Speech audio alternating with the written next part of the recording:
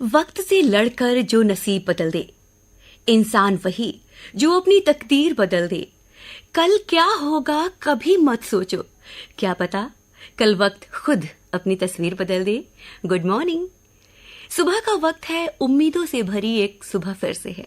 चाय की चुस्की और खिली खिली अपने इस मुस्कान के साथ एक बार फिर से आ गई हूं मैं, आपकी रेडियो दोस्त ललिता, लेकर के आप सभी का फेवरेट नंबर 1 मॉर्निंग शो, जिसका नाम है गुड मॉर्निंग बनारस।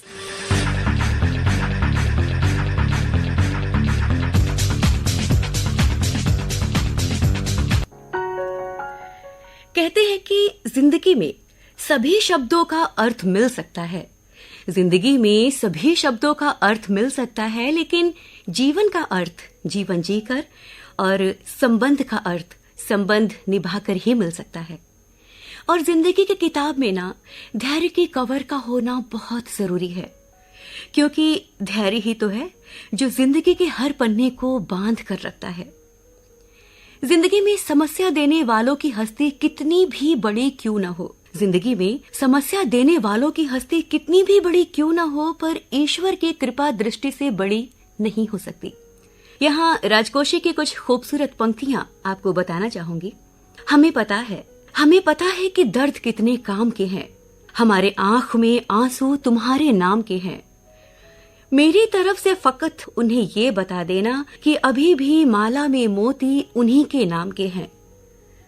गलत था या सही था मैं, जो अब तक था मेरा जिम्मा, तुम्हारा हूं तो अब के बाद जिम्मा तुम्हारा है। मुझे किस हद तलक तुमने तन्हा बना डाला है, जिसे अपना समझता हूं वही निकला तुम्हारा है, वही निकला तुम्हारा है। हमारे सुधरने की न सोचो जहां वालों, हमारे सुधरने की न सोचो जहां वालों, जो बिगड़ों को सुधर किया है आपने, आपकी वाणी आकाशवाणी। आज है 19 मार्च 2023 और दिन है रविवार का। रविवार के दिन होती है छुट्टी और सभी ने कुछ न कुछ प्लान किए होते हैं अपने लिए, और बहुत तरह की प्लानिंग होती है, परिवार है, बच्चे हैं, और उसके अलावा भी शक्ति का पर्व नवरात्र 2 दिन बाद से शुरू हो रहा है। शक्ति यानी दूसरे शब्दों में कहें तो माँ दुर्गा, और औरत भी माँ दुर्गा का प्रतीक होती है। चलिए इस कड़ी में आपको बताते हैं फोर्ब्स की अंतर्गत विश्व की 100 सर्वाधिक शक्तिशाली महिलाओं के बारे में। दिसंबर 2022 में फोर्ब्स पत्रिका द्वारा विश्व की 100 सर्वाधिक शक्तिशाली महिलाओं की सूची जारी की गई। ये इस सूची का 19वां वार्षिक संस्करण रहा। इस वार्षिक सूची में विभिन्न क्षेत्रों से जुड़ी 100 सर्वाधिक शक्तिशाली महिलाओं को शामिल किया गया, और इस सूची में यूरोपीय आयोग की अध्यक्ष उर्सुला वॉन डेर लेयन शीर्ष पर रही, जबकि यूरोपीय सेंट्रल बैंक की अध्यक्ष क्रिस्टीन लैगार्डे दूसरे व संयुक्त राज्य अमेरिका की उपराष्ट्रपति कमला हैरिस तीसरे स्थान पर रही। इस सूची में जहां यूएसए की टेलर स्विफ्ट सबसे युवा शक्तिशाली महिला हैं, तो वहीं यूएसए की ही नैन्सी पेलोसी सबसे उम्रदराज शक्तिशाली महिला रही। तो वहीं इस वर्ष की सूची में 6 भारतीय महिलाओं ने भी अपनी जगह बनाई, जिनमें भारतीय वित्त मंत्री निर्मला सीतारमण इस वर्ष की सूची में 36वें स्थान पर रही।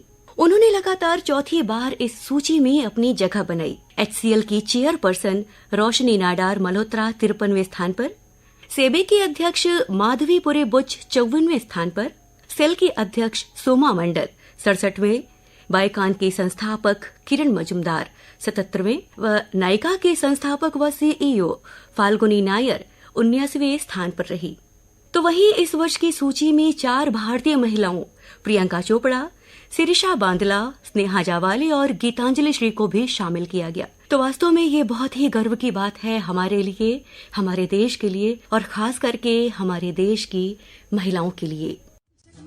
लड़कियां, ये झिलमिलाती लड़कियां, जिनके दीवाने तुम भी तो हो।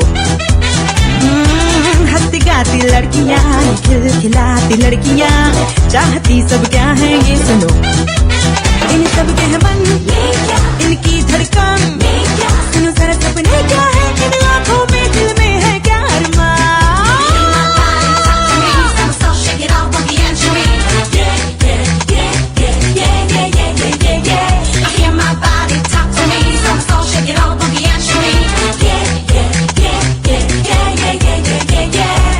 Girls like to swing.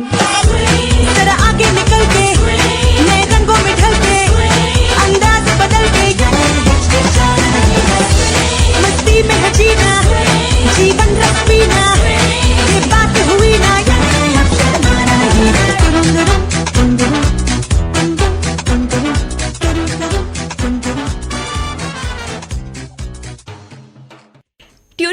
आपने आपकी वाणी आकाशवाणी और इस प्रोग्राम में आज आपके साथ मैं हूं आपकी रेडियो दोस्त ललिता। कहते हैं कि इंसान को कद्र करने जरूर आना चाहिए। आपको याद है 90s के दौर में पानी की बचत करने का एक बड़ा ही अच्छा ऐड आता था, जिसमें एक इंसान नल खुला छोड़कर शेविंग करता है और जब उसे जरूरत होती है तब तक पानी खत्म हो चुका होता है। कुछ ऐसा ही हो रहा है इन दिनों हमारे शहर बनारस में। शहर बनारस में इन दिनों बिजली की हड़ताल से लोग बहुत परेशान हैं। बिजली नहीं, पानी नहीं, तो जैसे कुछ भी नहीं। तो ऐसे मुश्किल वक्त में हम समझते हैं बिजली की कीमत, पानी की कीमत। जो भी हमारे पास है हमें बहुत समझदारी से उसका इस्तेमाल करना है। जैसे छोटे छोटे काम जो हैं, जो अच्छे नहीं हैं, उन्हें बेवजह ना करें। छोटी छोटी बचत से हम बड़े बड़े काम कर सकते हैं और इस तरह से अपने परिवार, अपने समाज का भी सहयोग कर सकते हैं, सिर्फ खुद को थोड़ा सा जिम्मेदार बना के।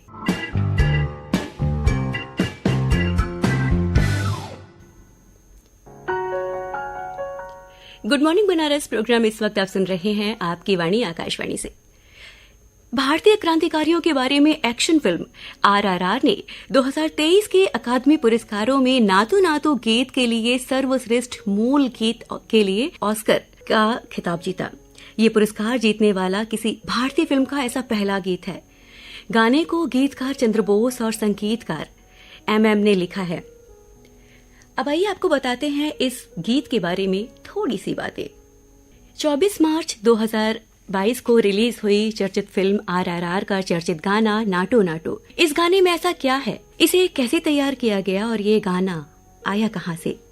नाटू नाटू का हिंदी में मतलब होता है नाचो नाचो। नाटू नाटू गाने को जूनियर NTR और रामचरण के डांस और SS राजमौली के ट्रीटमेंट की वजह से एक नई उड़ान मिल गई।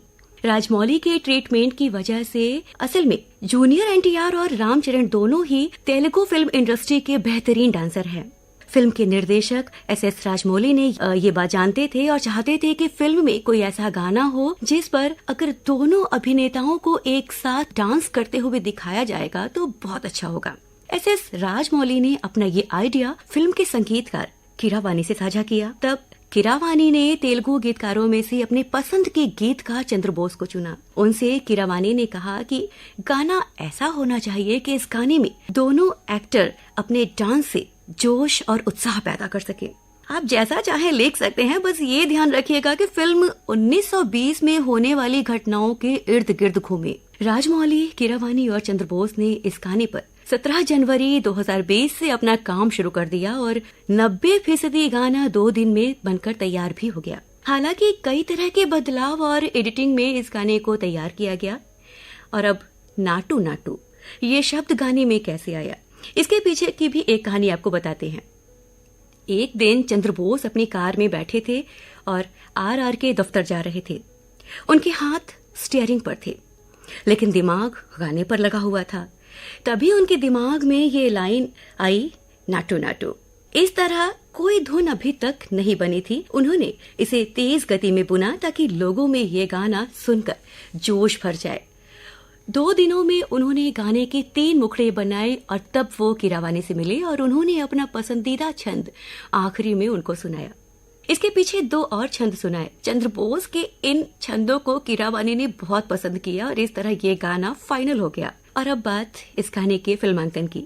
फिल्म में भीम यानी जूनियर NTR का चरित्र तेलंगाना का है, तो वहीं राम यानी रामचरण का चरित्र आंध्र प्रदेश का है। लिहाजा गाने में दोनों इलाकों में 1920 के दशक की भाषाओं के शब्दों का सहारा लिया गया है।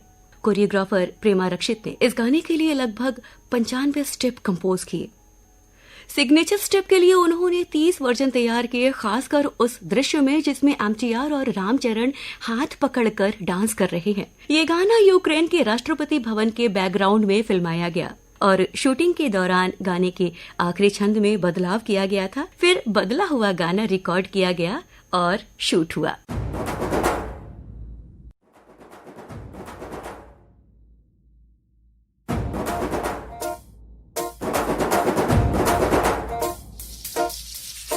बैल जैसे धूल उड़ा के सींग उठा के तुम भी नाचो, बाज जम के ताल ढोल बेटा राजू उड़ के नाचो। हीरो से भी तेज कोई कर सके जो बेद नाचो, अस्तबल में घोड़े जैसे बाग टोर छोड़ नाचो। मिट्टी जोता रोट मोटा मिर्चा खा के ऐसे नाचो।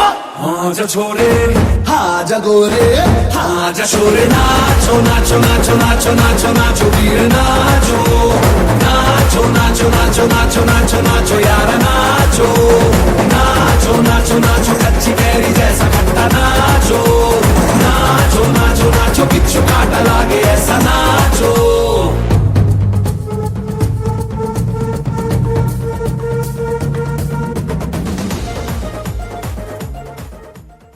और अब दोस्तों एक नजर हमारे शहर बनारस की खबरों पर। वाराणसी समेत आसपास के जिलों में शुक्रवार से ही मौसम बदल गया था। कहीं तेज तो कहीं हल्की बूंदाबांदी से लोगों को उमस से राहत मिली। तेज हवाओं के चलने के कारण सिरहन जैसा महसूस हुआ। तापमान में भी कमी दर्ज की गई और मौसम में आए बदलाव के कारण पश्चिमी विक्षोभ है। मौसम वैज्ञानिकों का मानना है कि वाराणसी समेत आसपास के जिलों में 2 दिनों तक ऐसे ही रुक रुक कर बारिश हो सकती है। सोनभद्र, मिर्जापुर, भदोही समेत कई अन्य जिलों में जमकर बारिश हुई।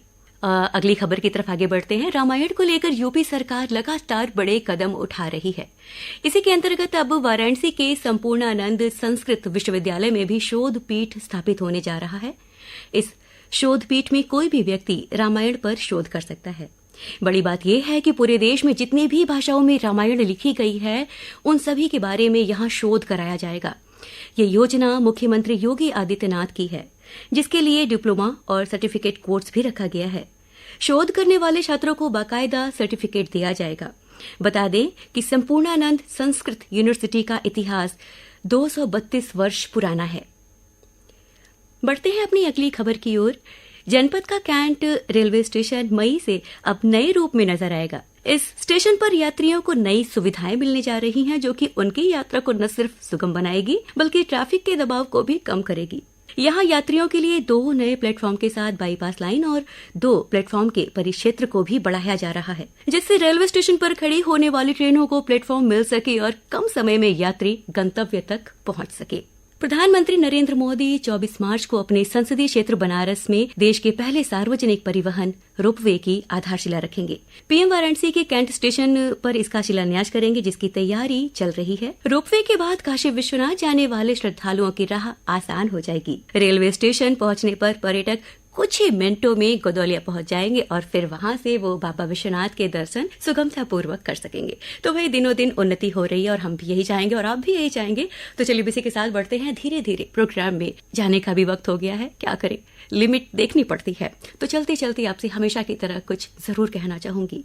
निरंतर चलते रहिए। जो अपने कदमों की काबिलियत पर विश्वास रखते हैं अक्सर वो ही मंजिल तक पहुंचते हैं। वापस मिलूंगी आपसे सुबह 8:45 पर मधुरिमा के साथ। और अभी के लिए बाय बाय।